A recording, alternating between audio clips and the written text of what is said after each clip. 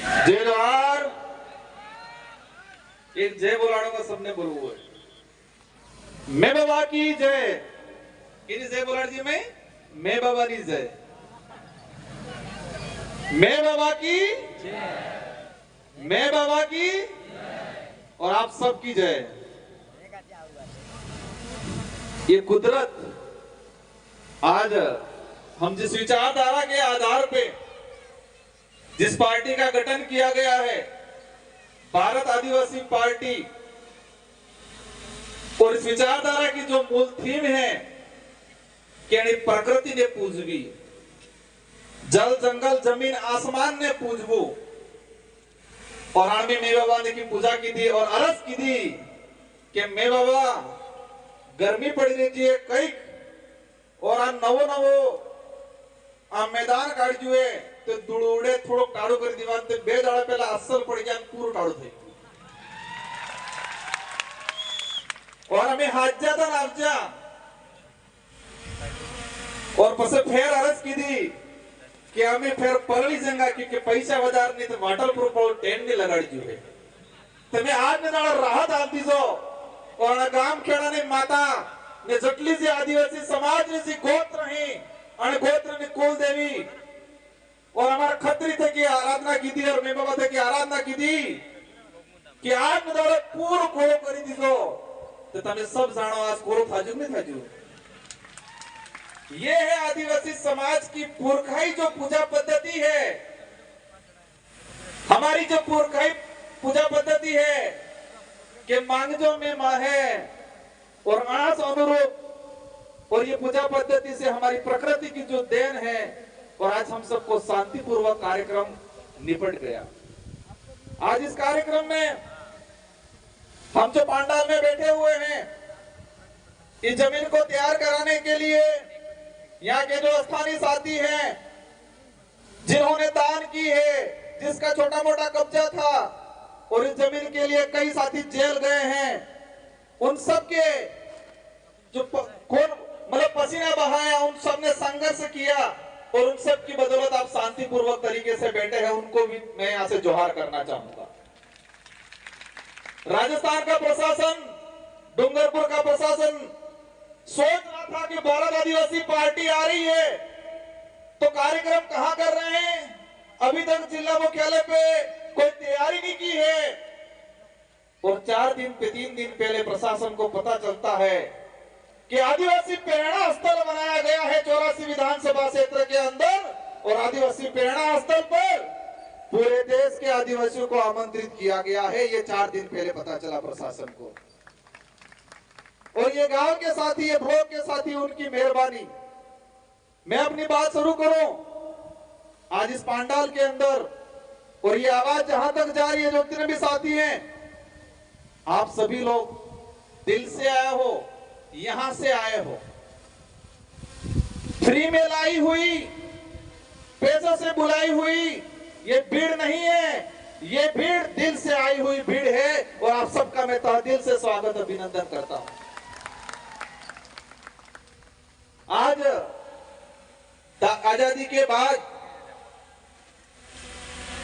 हमारी जो विचारधारा है और इस विचारधारा पे आधार पे ये जो पार्टी बनी है और ये पार्टी पहली बार देश में और इस क्षेत्र के अंदर लोकतंत्र स्थापित करने का काम करेगी और संविधान की जो मूल भावना है और लोकतंत्र की जो वास्तविक परिभाषा है उसको धरातल पे लाने का काम ये भारत आदिवासी पार्टी करने वाली है। इस पार्टी को बनाने के लिए कई जनों ने योगदान दिया और इस पार्टी के आधार पे आने वाले समय में हमारे आने वाली पीढ़ी का भविष्य सुधारेंगे, जल जंगल की जमीन की लड़ाई लड़ेंगे, संवैधानिक हक अधिकार की लड़ाई लड़ेंगे और कमल कांग्रेस की खटिया खड़ी करेंगे। हम क्या थे, क्या बना दिया, हमारे पूर्वज क्या थे, ताकतवर थे, स्वाभिमानी थे, दयालु थे और दानदाता थे। हमारे पूर्वज स्वाभिमानी थे, ताकतवर थे, दयालु थे और दान दाता थे, उस समाज को इन कांग्रेस बीजेपी ने फ्री की योजनाओं में मानसिक रूप से गुलाम बना के एक भीख मंगा बनाने का काम किया है। कांग्रेस बीजेपी ने 75 सालों के अंदर हमारे समाज को एक स्वाभिमानी समाज, एक दानदाता समाज, मेहनत से कमाने वाला समाज और इस देश का मूल मालिक होने का जो दावा हम करते हैं और हैं, उस समाज को कांग्रेस बीजेपी ने आज तक हमको कमजोर बनाने का काम किया है। आज ये जो पार्टी बनी है, इस पार्टी आने वाले समय में राजस्थान की सरकार कौन होगी, मध्य प्रदेश की सरकार कौन होगी, महाराष्ट्र की सरकार कौन होगी, ये तय करने का काम करेगी ये भारत आदिवासी पार्टी। कांग्रेस वाले कहते हैं, बड़े बड़े लॉलीपॉप देते हैं। एक नारा लगाया था उन्होंने, क्या लगाया था? नफरत के बाजार में मोहब्बत की दुकान खोलने आए हैं। क्या लगाया था? नफरत के बाजार में मोहब्बत की दुकान खोलने आए हैं। मैं कहता हूं, नफरत के बाजार में स्वाभिमान की दुकान खोलने आएगी भारत आदिवासी पार्टी, क्योंकि मोहब्बत वाले धोखा बहुत जल्दी देते हैं। मोहब्बत की बातें करने वाले धोखा बहुत जल्दी देते हैं। और हम इस देश के अंदर आदिवासी समुदाय, माइनॉरिटी, एससी सभी को स्वाभिमानी बनाने का काम करने आएंगे। आज हमारा समाज किस तरह से बना दिया इन लोगों ने, हम लोगों को गुमराह कर दिया गया है, हमारे लोगों को मानसिक रूप से कमजोर कर दिया है। और मैं कई बार कहता हूं कि कांग्रेस बीजेपी 75 साल तक क्या किया? अमर बाजे ने घुसवाई नाचा सपा हो कि तू घुसवाई किया, कंप्लीट मानसिक रूप से घुसवाई किया। और ये घुसबानो काम करने की दो जे कांग्रेस बीजेपी में लसवायला ताणी की दो, लसवायला ताणी घुसबार काम की दो। और ये विचारधारा जी घुसवायला ही आनंद चेतन थावानो काम कराड़ेगा, आनंद सावधान रहवानो काम कराड़ेगा, आनंद जागवानो काम कराड़ेगा। क्योंकि आज तक हमारे समाज के अंदर, हमारे पूरे आदिवासी इलाके के अंदर इन लोगों ने वोट बैंक बनाया गया है। और ये पार्टी, ये विचारधारा है। और इस पार्टी में यहाँ की जनता, क्षेत्र की जनता तय करेगी कि लोकसभा विधानसभा में हमारा कौन आदमी जाएगा। शेड्यूल एरिया के जो प्रावधान है, जो टीएससी, हमारे लोगों को झूठी झूठी बातें पकड़ाई गई, लेकिन शेड्यूल एरिया के प्रावधान नहीं बताए, टीएससी नहीं बताई कि टीएससी में क्या है, क्या अधिकार है। और आने वाले समय में हमारे यहाँ से बहुमत से जाएंगे विधायक, और राजस्थान की टीएससी, मध्य प्रदेश की टीएससी और महाराष्ट्र की टीएससी ट्राइबल एडवाइजरी काउंसिल में जाएंगे और आदिवासी समुदाय के हित में, एससी के हित में और शेड्यूल 5 की जो प्रावधान है उसके अनुरूप यहाँ पर काम कराने का काम करेंगे। आज कई लोग कहते हैं हम भी विधायक बने थे, मैं विधायक बन गया तारे टी शर्ट फेर दो। कई कहते सोरो चुनाव लड़े हो थावानो है। और 84 की जनता और सागवाड़ा की जनता ने ऐसी गोली दी कि कांग्रेस बीजेपी वाले रिजल्ट आया तो बेहोश हो गए और मोड़ासा जाके हॉस्पिटल में भर्ती होना पड़ा उन लोगों को। और फिर कहने लगे ये जीत के गए हैं लेकिन उनको चेयर नहीं मिलने वाली है।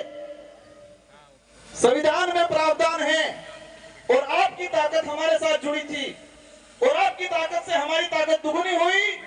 और हम आदिवासी समुदाय के हित में, एसटी एससी माइनॉरिटी के हित में शेड्यूल एरिया के प्रावधानों के लेके विधानसभा में आवाज उठाई और राजस्थान के मुख्यमंत्री को मजबूर होना पड़ा और आदिवासी दिवस पे सरकारी अवकाश घोषित करने का काम किया।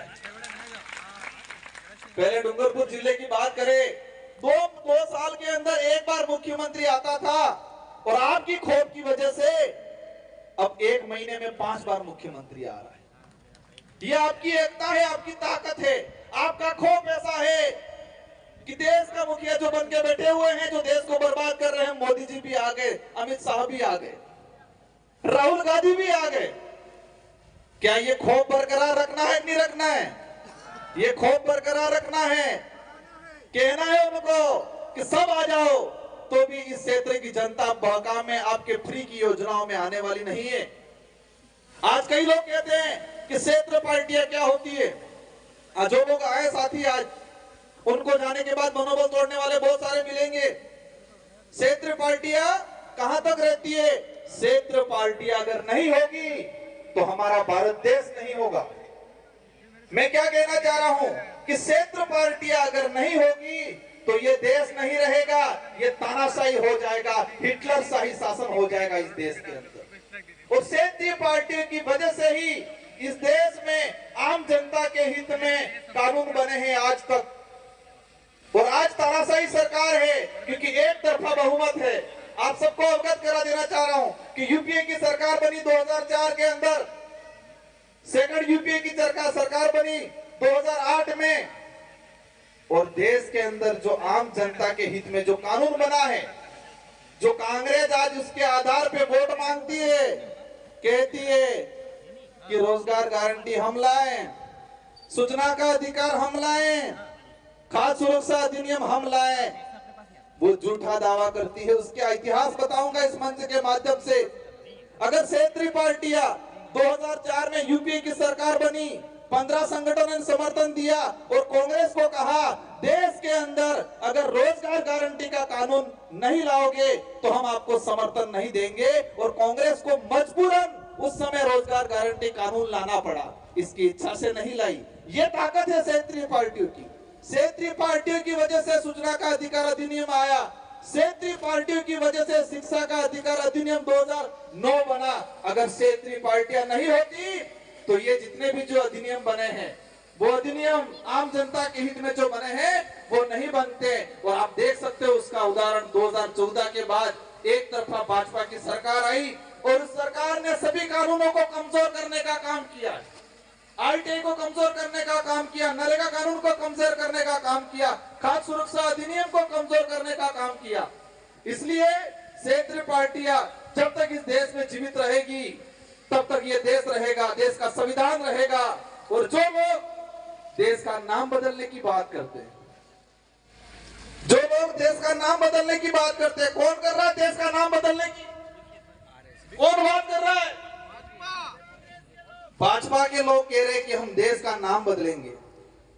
उनको 2023-24 में एहसास कराना है कि जो देश का नाम बदलने की बात करते हैं, जो संविधान बदलने की बात करते हैं, जो आरक्षण खत्म करने की बात करते हैं, उन लोगों को वापस गुजरात भेज देना है। कहां भेजना है? गुजरात भेज देना है। उनको एहसास कराना है कि ये भीड़ अब भीड़ नहीं रही है, भीड़ने वाले हो गए हैं, और ये भीड़ने वाले आने वाले समय में लोकतंत्र की वास्तविकता समझाने का काम करेंगे। साथियों, उदयपुर संभाग के अंदर बांसवाड़ा के अंदर तानाशाही की जा रही है। बांसवाड़ा में आरक्षण को लेकर जो आंदोलन हुए उसमें परेशान किया जा रहा है। बांसवाड़ा में एट्रोसिटी एक्ट को लेकर हमारे भाई थाने में गए, 200 लोगों पे मुकदमा किया गया है। उन बांसवाड़ा के मंत्रियों को भी एहसास कराना है कि ये राजतंत्र नहीं, ये लोकतंत्र है, और लोकतंत्र की परिभाषा 2023 में हम आपको दिखाएंगे। साथियों, हम लोग उन लोगों को भी आह्वान करना चाह रहे हैं कि हमें शांतिपूर्वक तरीके से, हमें किसी प्रकार के बेवजह उग्र आंदोलन नहीं करना है, क्योंकि काकरी डुंगरी में हम शांतिपूर्वक तरीके से हमारे साथी आंदोलन कर रहे थे। कमर कांग्रेस के लोगों ने मिलके हमारे लोगों को फंसाया गया, वहां पर जाके जबरदस्ती धांधली करवाई। साथियों, इस मंच के माध्यम से कुछ मीणा भाई आए हैं, उन मीणा भाइयों को कहना चाहूंगा, और जो नहीं आए हैं मेरे वीडियो के माध्यम से कहना चाहूंगा कि मीणा भाई अगर जितने सक्षम हैं, इतने अगर बिल सक्षम होते तो पूरे देश में राजनीतिक रूप से हम एकजुटता दिखा के पूरे देश पे राज करते। मीणा भाइयों के पास जितनी सुविधा है, मीणा भाई जितने सक्षम हैं, अगर इतने सक्षम हम होते तो राजनीतिक रूप से पूरे देश पे हम लोग कब्जा करते और पूरे आदिवासी समुदाय का नेतृत्व करते, पूरे देश के आदिवासियों का नेतृत्व करते। तो मीणा भाइयों को विशेष कर कहना चाहूंगा कि आप लोग नेतृत्व करो, और कांग्रेस बीजेपी का जो पजामा पकड़ रखा है उस पजामे को छोड़ो। आदिवासी समाज के लेके काम करना है तो कांग्रेस बीजेपी का पजामा छोड़ो। काफी वक्त है, मेरे से बाद भी हमारे राष्ट्रीय अध्यक्ष बोलना बाकी है, इन सबको आपको सुनना है, और हम सबको मिलजुल के आने वाले समय में इस क्षेत्र से कमल कांग्रेस को उखाड़ फेंकना है। हमारे यहाँ हमारी माताएं बहनें भी आई हुई हैं, इन माताओं बहनों को कहना चाहूंगा मैं, हम लोगों को किस तरह बनाया गया है, किस तरह किस कंडीशन में ले आए हैं ये लोग, हम लोग कौन थे। मैं एक उदाहरण के माध्यम से कहना चाहूंगा। आज कोरोना आया, पर्ची मेरे पास आने ही वाली है, भाई ने पकड़ ली ऐसा लग रहा है, लेकिन मैं एक बात बोल के अपना वक्तव्य खत्म करूंगा। माउंट आबू और सिरोही जहां पर सड़क पे बंदर रहते हैं, बांद्रा, और जो मादाएं थी उसी कोरोना के काल के कुछ समय पहले बच्चों को जन्म दिया, और उनको जो फ्री में जितने यात्री जा रहे थे वो सारे यात्री नारियल देते, कोई रोटी देता, तो सारे के सारे जो बंदर थे वो जंगल का खाना भूल गए, उनकी ताकत को भूल गए, और जो फ्री का मिल रहा था उसी को खाना लग गए। जब कोरोना काल आया, कोरोना काल आने के बाद वहां पर यात्री जाना बंद हो गए, और यात्री जाना बंद हो गए तो फ्री का खाना पहुंचना बंद हो गया। जंगल में बहुत कुछ खाने का था, फल फ्रूट थे, लेकिन उनकी ताकत भूल गए थे वो। और उस दौरान बांद्रा आना रोड माथे दाढ़ी करता रोए था, छोटे छोटे बच्चे रोते बंदरों के, और कई बंदर मर गए उस दौरान। और यही काम इसी तरह कांग्रेस बीजेपी के लोगों ने हमारे समाज को बना दिया। हमको जमीन का हक चाहिए, हमको आरक्षण चाहिए, हमको संवैधानिक जो प्रावधान है वो चाहिए, आपके फ्री की 5 रुपए 10 रुपए की थैली नहीं चाहिए। ये बोलना है कमल कांग्रेस को, लोगों को। हमें आत्मनिर्भर बनाना है। कांग्रेस बीजेपी ने हमको परजीवी बनाया है, दूसरों पे निर्भर बनाया है, और ये विचारधारा, भारत आदिवासी पार्टी की विचारधारा इस समाज को आत्मनिर्भर बनाएगी, खुद के पैरों पे खड़ा होने के लिए तैयार करने का काम करेगी। और आप सब एकजुट रहे, एकता दिखाए, और आने वाले समय में पूरे देश के अंदर इस भारत आदिवासी पार्टी का बहुमत बनेगा और हमारे लोग चुन के जाएंगे। और अभी तो विधानसभा में आवाज उठी है, आने वाले समय में इस विचारधारा का आदमी लोकसभा में भी जाएगा, और लोकसभा में भी आदिवासी परिवार, इस समाज की जो विचारधारा है वो विचारधारा की आवाज गूंजेगी। इन्हीं शब्दों के साथ विशेषकर हमारे जो ये साथी है, जितने जो वक्ता हैं, सारे वक्ताओं की जो बातें हैं वो बातें सुन के जानी है, और जितने भी साथी आए हैं सबको शांतिपूर्वक तरीके से जाना है। और जो जो बातें आपने सुनी है, इन बातों को यहाँ गाढ़ बांध लेना है, यहाँ गाढ़ बांध लेना है। ये गाढ़ कार्य छुड़विए बोटन दाड़े कई आंदोलन में जो एकता राखवी पर एकता राखवी क्या रही है इसने खबर है। एकता रखनी है, और एकता विशेषकर चुनाव के वक्त रखनी है। और इस देश के संविधान के अनुरूप हमारे देश को चलाने के लिए प्रत्येक 18 साल के ऊपर वाले व्यक्ति को एक चाबी दी गई है। 18 साल से ऊपर वाले प्रत्येक व्यक्ति को एक चाबी दी गई है, और वो है मतदान।